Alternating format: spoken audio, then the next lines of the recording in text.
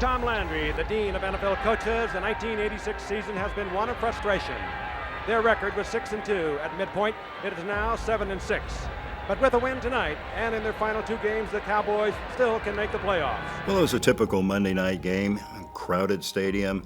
Our season wasn't going that well, but we were in Los Angeles. Well, the Cowboys still had a mathematical chance to get to the playoffs, but they were leaking oil at that point. So you really didn't expect much. Rams were playing well at that point, too. And, of course, we all remember the one incident. Everybody remembers that game because, they're talking about a snipers coming in here and everybody must keep your helmets on and do this and do that. I received a notice from the NFL security rep and the commander of the Anaheim Police Department, and they told me about an imminent threat to Coach Landry's life. Well, I was signaling the plays in, and the security walks up behind Coach Landry and kind of whispers something to him. And Coach Landry handed me the game plan, and he said, "Here, you take over." And they just walked off the field with him. During the commercial, we saw Tom Landry being escorted off the sidelines. This is on tape about 30 seconds ago. Tom Landry is being escorted off the field, and we will get, obviously, for you as soon as possible, a report. We would have to assume, looking at those circumstances, some sort of threat.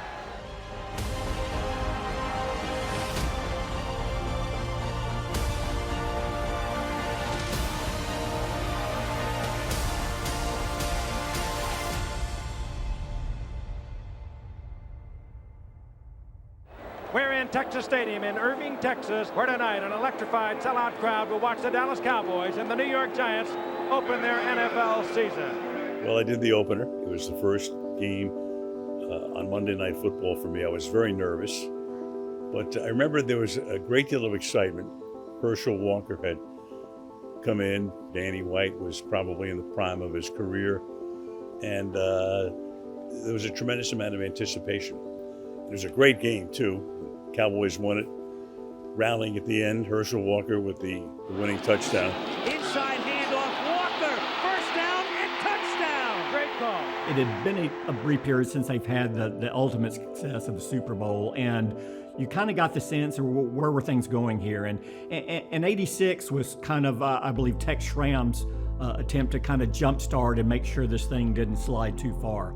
So they came out of 85, where they won the division, but with one of their least talented teams. Some of us think it was one of his best coaching jobs in 85. And so they had to make some changes, and one of the biggest ones Tex Schramm made in February when he hired Paul Hackett to be the offensive coordinator. Paul was the hottest young offensive assistant coach in the league, quarterback coach of the 49ers. And then the USFL folded in training camp. And they had a window of 24 hours to sign Herschel Walker, whose rights they had. They threw a lot of money at him and got him signed. And so we were trying to figure out how to make all that work and go to that first game. And we started out with the full house backfield, which was me, Herschel Walker, and Tony Dorsett. And so for the first 6-7 games, we were probably leading the league in scoring. And it was an amazing time because things were just gelling so well. Second down and goal. White, handoff, Walker breaks a tackle to the 5, still going at the 3, and in for the touchdown. Oh, man. It was the most fun I've ever had playing football. And White will play fake and throw deep right side looking for Sherrard. He's got a man on him, and he makes an unbelievable catch at the 2 and moves in for a touchdown. Cross right, Dorsett with blockers at the 15, the 10. Dorsett to the 5. Dorsett a move. Touchdown, Tony Dorsett. They've got the #1 offense in the National Football League. The Giants were 6-2, and they're playing the 9th game of the season at Giants Stadium in East Rutherford. And it's going to be the big clash, right? It's a overcast day. I just remember the play. I remember because the offense line, we missed a block. White back on blitz is coming, and the ball is loose. And the Giants have it. Somebody came free and hit Danny White, and he got blindsided. And I don't know, broken wrist, shattered hand, whatever it was, sort of doomed us. But I'm focused downfield, and I've got complete confidence in the pass protection. And Carl Banks just hit me straight on and drove me over on my back. And when we landed, my elbow landed in the turf, and he fell on top of my wrist. and he'd split that radius bone. White was hammered, and he got up with a little tingle. Banks was the man who made the hit. In that one game, we lost Danny White, Herschel Walker had an ankle injury, and Tony Dorsett had a knee injury. So we lost 3 key players in just that one game. And that you could feel the air go out of the balloon then. So the whole thing in '86 just kind of pivoted around Danny White getting his wrist broken. When you lose your starting quarterback, it's like, oh my God, where are we going from here? And it really put a little pressure, not just on the players, but Coach Landry was trying himself to come up with anything he could. You still had Dorsett, you still got Tony Hill, you still had Doug Cosby, but at the same time, you didn't have that quarterback that could lead the team. I thought Steve Ballou came in and did a fairly decent job of running the offense, but we were really running on fumes and didn't realize how serious it all was until we started losing some games after we lost to the Giants. 2nd and 10. Down he goes. Steve had all the tools. So I was shocked that we didn't just roll right on into the playoffs. Who knows? It's a mystery to me why we didn't keep playing the way we were playing. The Cowboys only won one more game and finished 7-9, and it was their first non-winning season since they went 7-7 in 1965. So their record streak of 20 consecutive winning seasons ended that year, and it ended basically that day when Danny White broke his wrist and tore a ligament that bothered him for the next several years of his career. Dallas Cowboys Deep Blue is presented by Pepsi Zero Sugar, made for Cowboys watching.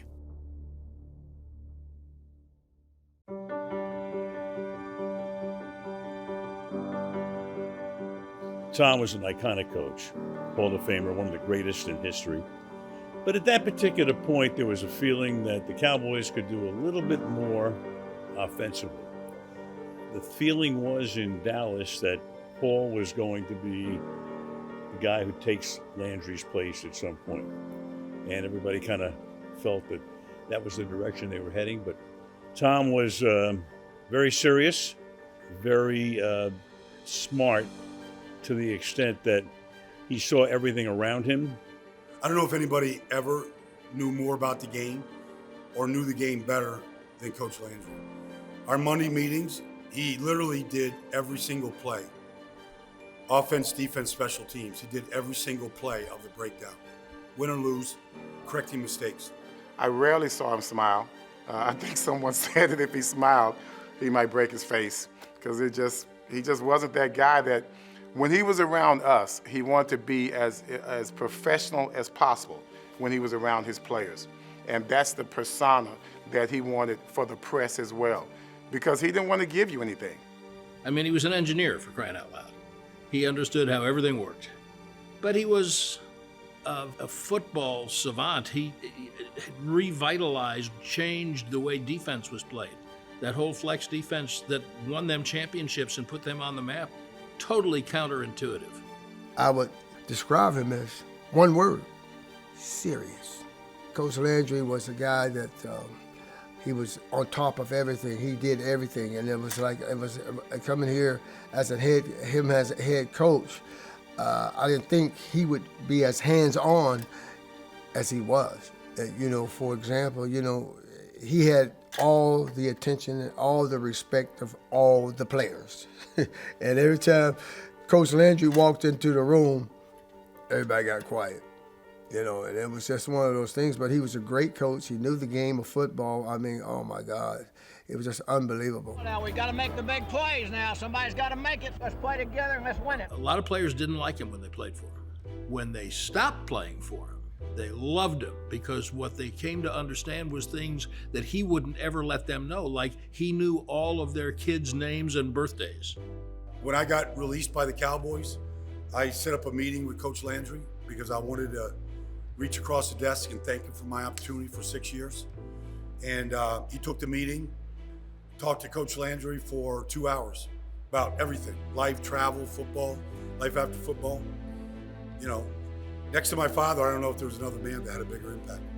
He is the most honorable, self-respecting person I've ever met. I could, watch him going to, like, training camp is a good example. He would walk from the dorm to the meeting room, and he'd sign autographs all the way up until the time that he had to walk inside the meeting room. And he was like that every single day. I think even Eagles fans respected him. I don't know how you could not, because he was such a genuine guy. He was exactly what he appeared to be, just professional. Yeah, you'd have to be kind of crazy to not like Coach Landry. You know who he worked for, right? I mean, he was the coach of the Cowboys. I think people who have high profiles always understand that there are risks, but my guess would, now Larry Wansley knows for sure, my guess would be, you're the coach of the Cowboys. That makes you a target. He understood that. Everything is confidence in football, professional football, and you build confidence over a lot of years, a lot of experiences. It doesn't come easy. I'm Larry Wansley. I'm the Director of Corporate Security, and I handle the executive matters, corporate matters, and that sort of thing. I received a phone call to meet Tex Schramm at his house on a Sunday afternoon. After about an hour or so, Coach Landry showed up. Tom Landry, to me, had always on television been that impeccably dressed coach. Everything was just so. He showed up at Tex's door that afternoon looking like a mere mortal man, like he'd been working in his garage or something. And personally, I thought, I cannot believe I'm sitting here with two legendary people, icons. Finally, Tex said that there was a function that the both of them had to attend to, but Tex said, will you be at home about 7 o'clock tonight? I went home, and he called at 7 o'clock, and he said, Larry, this is Tex. He said, I sure would like to have you on my team. How about it? I was shocked. I was stunned. My wife looked at me and said, what just happened? I said, I just accepted a job with the Dallas Cowboys.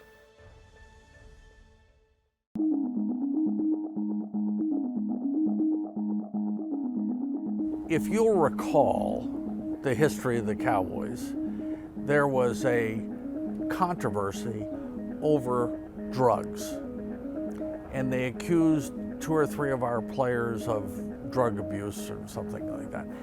And we knew the head of security at the NFL because we knew what his role and responsibility was, and we were looking for somebody to do the same thing for us. Like many pioneers, when they first appear, you don't recognize what their impact is or is going to be. And, you didn't have that with a lot of different clubs, at least not in that visible of a position or someone as qualified as Larry doing that. And so much of what he does is behind the scenes that you never know exactly everything it is he does. I was studying engineering, and I had been to the beach in Long Beach, California, and I saw a guy at a bus stop in Compton, and he and I had played on the same football team in the Marine Corps. I stopped, and of course we had a big reunion, and I said, hey, look, let's go have a couple of pops and catch up. And he said, I'm going to take an exam, but I'll be available after that. I said, I'll take you, wait on you, and then we'll hang out and catch up on old times. We went to this large municipal hall, and there were, 200-300 people there.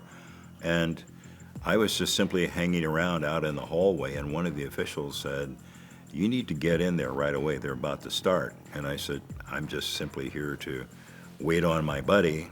And he said, no, just go on in. You don't even have to pay me the buck. Just go, get out of my hair. You can't hang around here. I had no idea what the exam was for, didn't care. And I went in and I sat down at a desk. And then I opened my booklet and I saw these mugshots looking at me. Whoa, okay. Oh, this is for a test for police officer. Well, I don't want to be a cop, so I sat there and after a while decided, well, let me see what this is all about. I had no intention whatsoever, and I just went through it. First reaction, I didn't read, analyze, or anything like that. It was just simply luck of the draw, just randomly picking answers. It was a multiple choice type thing. A couple of weeks later, I received a notice that I had actually passed the written exam and ultimately became a rookie cop in Compton, California, at the very beginning of the Watts riots. 6 days of rioting in a Negro section of Los Angeles left behind scenes reminiscent of war-torn cities. More than 100 square blocks were decimated by fire and looters, and few buildings were left intact. Nearly 3,000 were arrested, and authorities had to open abandoned jails to house those netted by the police. Civil rights leaders were quick to deplore the unbridled lawlessness, and Martin Luther King vowed to do all in his power to prevent a recurrence. A year at Compton, a year's experience on the street at Compton was equal to 3 or 4 at any other department because you experienced it all. Every night, the car chases, the fights, the investigations. So consequently, I'll always treasure those experiences there on the streets at Compton because that led to me becoming a member of the FBI. Mandrake, that was his code name, Mandrake. He was an undercover guy, and I hired him to be our head of security for the World League, and I think the world of Larry. And he and Tom, everybody trusted Wansley. You have to build trust in an organization. Everybody trusted him. He had been in so many situations as an undercover FBI guy, infiltrating the Black Panthers. Are you kidding me? When I heard that, he tells me that story, it's like, there is no way the Patty Hearst stuff, was on and on and on. This guy had been around, he had seen things. When he came onto the scene, we were offended, at initially, because it just looked like we had just another person just watching over us at all times. We're wondering if we're going to be called into the office or by the FBI at any time. So we weren't too crazy about him watching over us the way he was, but turned out to be a really nice guy. I had times when I had to communicate with Larry and work with Larry in certain situations, and that was kind of the first time that security was introduced into the NFL. And Larry was not a guy that wanted any attention, partly, I'm sure, professionally, but that's just the kind of guy Larry was. And he said, my job is not to police you guys necessarily. My job is to protect you.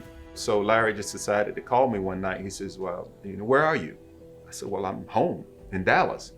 He said, okay, I was just checking. He said, because there's someone in Atlanta impersonating you and telling people in the club that they're Timmy Newsom. So those things happen sometimes. And to this day, one of my favorite humans, just an elegant man who knows where all the bodies are buried some of them himself probably. And I think that his intellect and interpersonal touch makes you just want to follow him wherever he wants to lead you. And he's a leader. Larry Wansley is a natural leader. And it was a great addition to the Cowboys family and remains that. Just as weird as it was for us to hire someone from FBI, that 86 season really topped it off, because along with that comes a threat on your coach's life. And you have to wonder, are they connected at all? But it just added to the strangeness of the Cowboys during the 80s.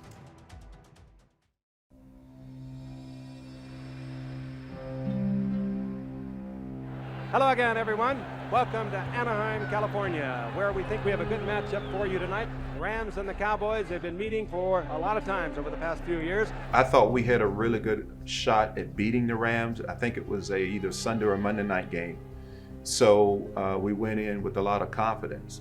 The game was huge for the Cowboys because after losing to the Giants, they had lost 4 of their next 5 games. They were 7-6, and they needed to win to stay in the playoff hunt. And it's late in the third quarter, and they're trailing. Cowboys were facing like a 3rd and 7 or something. The fourth quarter was about ready to start, and I'm sitting in the press box, and I'm looking, and it's like, well, where's Tom going? I met a group of law enforcement and police officials, and they described a threat to Coach Landry's life, which they deemed very credible and potentially imminent. They then said, okay, what are you going to do? I said, I'll get my coach off the field. I went out to the field, and I stood alongside him on the sideline. The game is underway, and I simply said, Coach, I need to get you off the field. There's a threat to your life. And he said, okay. He turned to Danny White, who was standing next to him, our quarterback, and he handed him the clipboard, and he said, I'm going with Larry. Well, you know, there's a statue of Tom Landry outside of AT&T Stadium, and that statue doesn't move a lot more than Tom did during games. I mean, that was it. He was the stoic presence, always in the same spot, always with the same look, always the same demeanor. And so it was very striking and noticeable when you see him start to move. He's kind of walking down the sideline towards the locker room. And my first thought was, well, he's not feeling well. Like he's having, you know, some sort of physical problem. But the guy walking with him was Larry Wansley. It wasn't a trainer. It wasn't one of the team doctors on the sideline. It was Larry Wansley. And it's like, well, what in the world? Tom Landry is being escorted off the field, and we would have to assume, looking at those circumstances, some sort of threat. I mean, the first thing you think is that it's a medical issue, but it didn't look like it at that point. And surrounded by a lot of security and taken down the sidelines and into the tunnel back into the locker room. So we didn't know. We didn't know what it was.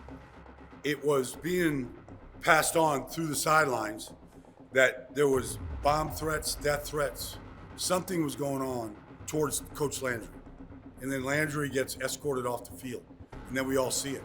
So now we're like, where is it? Is it in the stands? Is it on the sideline? Now we're all nervous. If Coach Landry is getting escorted off, like, is it just Landry? Is it others? Like, we were talking. And I just remember about that. And just the game within the game. There's a game going on, but there's another game going on that seemed bigger at the time. Yeah, it was extremely odd. Yeah. And it was not at all surprising to find out in retrospect that he basically told Larry, nah, if he wants to shoot me, he'll shoot me. I'm down here with my guy. I mean, the guy, you know, flew bomber missions. And somehow this also speaks to Larry Wansley. He persuaded him to get off the sideline. We went into the locker room, and the situation was described to him. I recommended to the coach that he call the rest of the game from upstairs in the coach's box. And he said, Larry, in all due respect, he said, I totally have confidence in you and your entire team of folks here. You're professionals, you know what you're doing. I would really, really like to be out on the field with my men. I trust in you. We'll be fine.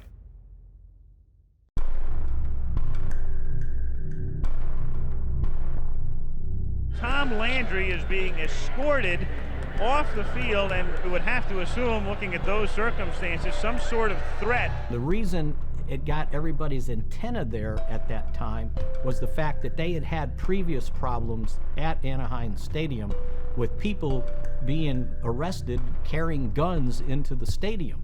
So they took it very seriously.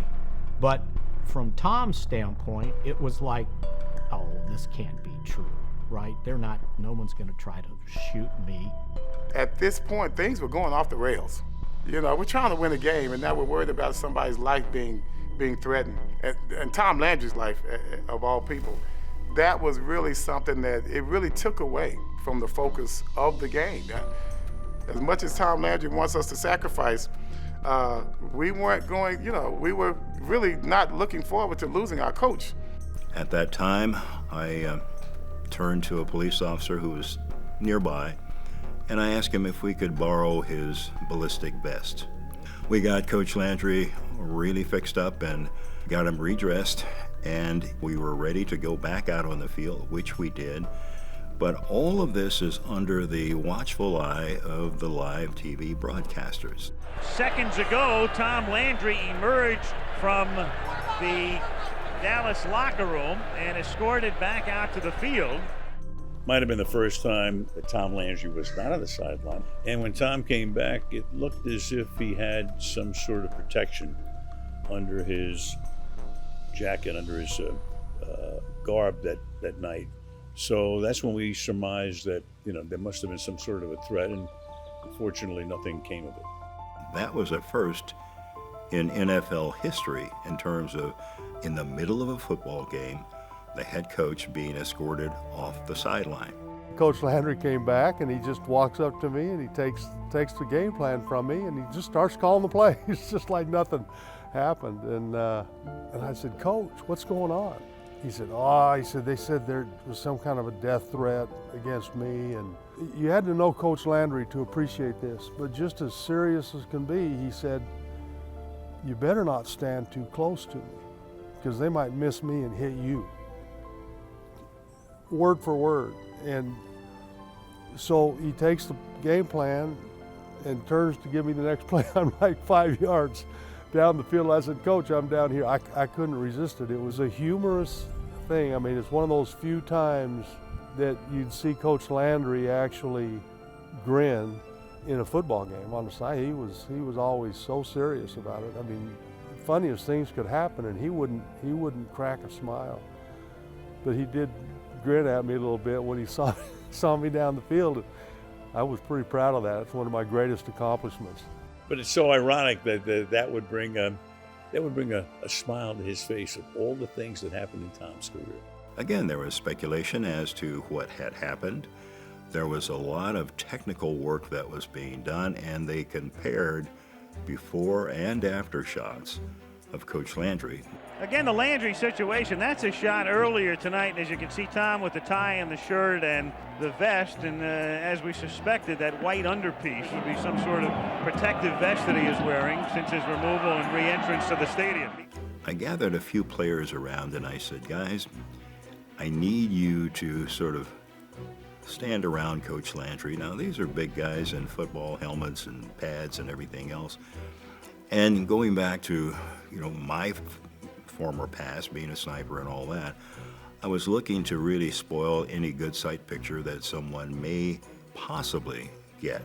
So I wanted to surround the coach with football players. And he'd say, I'd like for you to kind of stay really close to Coach Landry. There's been a threat on his life, and we're going to have to maybe, shield him a little bit. Coach Landry had like it was pretty routine with him, but it was like, man, it's like, what if they miss? What if they miss him? We're standing there with him. And I thought for just a brief moment, I said, okay, well, if this is how it ends for me, it's not a bad way to go. I mean, I'm on Monday Night Football, and, something happens, then at least everybody will know what happened. It was an unusual situation. We're trying to win a ball game. It's very important. This game is about our playoff lives for 1986. And we have this caveat here of a coach's life being threatened. It was extremely surreal, to say the least. But Coach Landry, I never seen him get rattled about anything, even having a sniper in the, 65,000 fans stadium, and you don't know where this person is or if it's going to happen. But it just goes to show you, he was dedicated to his team, and regardless of what happened, he was going to be there to help lead the way for us. That's got to be a scary thing, and it didn't even faze him. It's like he was so lasered in on the game and what was happening that he didn't even think about it.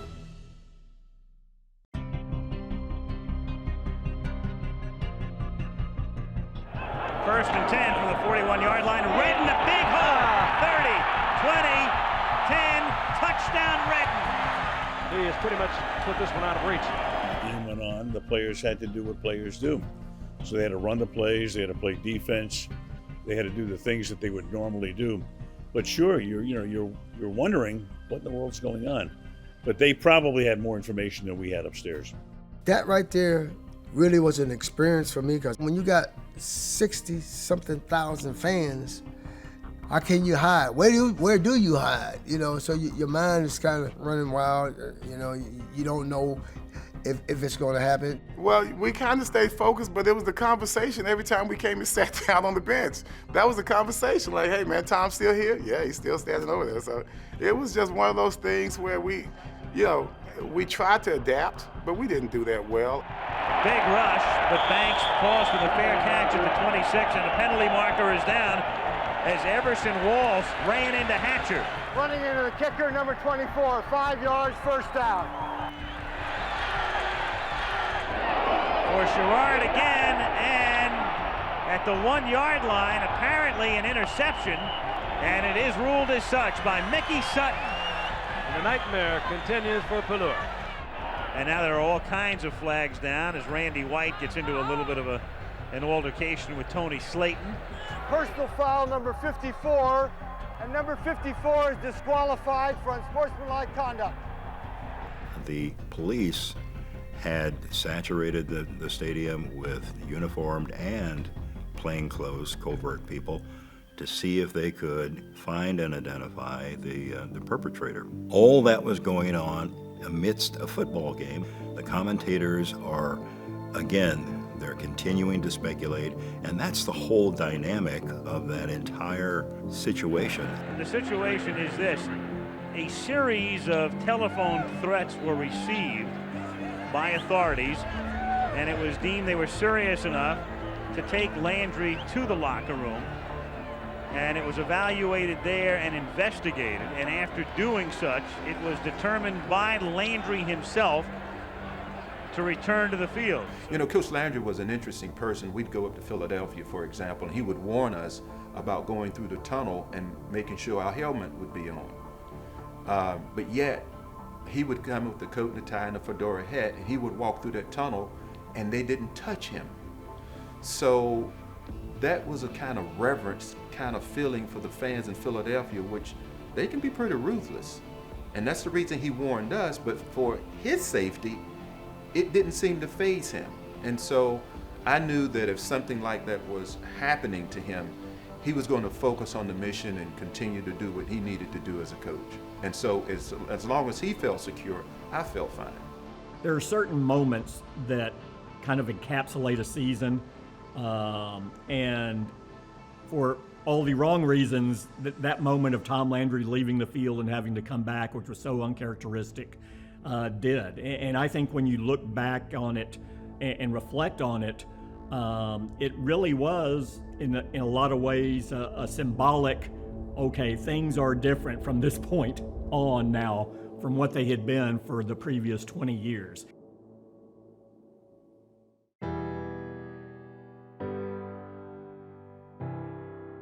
The Dallas Cowboys head coach, they were playing the Los Angeles Rams in Los Angeles, and it was a bizarre incident, to say the least.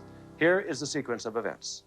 This was the scene at the end of the third quarter in Anaheim. Tom Landry. I know that, Tom, look, obviously he wasn't happy about the circumstance, but, I think he just saw the irony in it. And, Tom was always thinking ahead. I'm sure Tom was at that point thinking, okay, that was tonight, there's a game next week. Let's move on. Tom, your first word that there was a problem came from your own security man. What was said to you? Well, he just told me that they had been informed that there was somebody up with a rifle, in the stands, and they hadn't located him, and his target was me, which didn't make me feel too good. And they felt that I should leave at the end of the third quarter and go in and make a decision whether to stay in or put on a vest and come back out. So I decided to put a vest on and come back out again. The call, as you were told, came from somebody's brother reporting the fact that his brother was in the stadium with a rifle? Yeah, that's what I understand. That's what security people said. I'm not really sure of the details of it, but they were concerned enough to make me leave the field, though. Well, if I recall, we were still kind of nervous about it as we got on the bus. A little bit more nervous because now we're kind of isolated, everyone's on the bus. And I think they felt that same way about Tom because when we got on the bus, God, it's just the silliest thing happened. We had a coach named Al Levan. He's a black guy. And he was one of those coaches that always wanted to do the most for Tom. I mean, if Tom needed something, Al, I'm volunteering for it. I can do it. I'll call the roll coach. I'll keep him quiet. I'll shut him down. I'll be the sideline coach. He wanted to do whatever he could to be of use to Tom Landry. And so he volunteers on the way home, on the way to the airport. He volunteers to sit in Tom Landry's seat on the bus. But that was just typical of Al Levan. And we called him a kiss ass. That's what we called him. He was a kiss ass. And the fact that you think that this is gonna work, that a sniper is going to see your big head with your afro, with Tom Landry's hat on. I mean, it didn't even fit. It was like up on top of his head. And for Al to do that, we were just at the back of the bus, just saying, look at this guy. You know, why is he doing this? And at that time, we felt a little bit more comfortable as we pulled off. And we started to snicker more and more and louder after it was all said and done. There was a game before I ever started. They were playing the Giants, and for whatever reason, they were playing in Yankee Stadium. And there was a bomb threat in the press box. And somebody asked Tom after the game, what would you have done if a bomb had in fact gone off in the press box? And he never changed expression. He said, well, we just said a prayer and go on with the game. I mean, that was a joke for him. But he wasn't going to show you anything post-game that led you to think that he was worried or concerned, or he was just going to say, well, this happened, and I didn't want to leave. They told me how to leave, so I left. Then I came back. And they give you an option, and you chose to go back out. Well, they gave me an option. We were threatened in San Francisco once too before, as plane thing, and I don't know. I didn't feel that it was something that was really dangerous, but who knows? It's just weird that it would come down to a football coach of all things that anybody would be concerned enough to threaten somebody like that. That was essentially it. On the plane back to Dallas, my seatmate was the head of the PR department, and we talked about it a little bit. And I wrote a little poem on a barf bag, ironically enough, just capturing my thoughts, wrote it on the barf bag, and I showed it to him, and he added an addendum to it, and we both had a few chuckles, and that was the extent of it. Dallas Cowboys Deep Blue was presented by Pepsi Zero Sugar, made for Cowboys watching.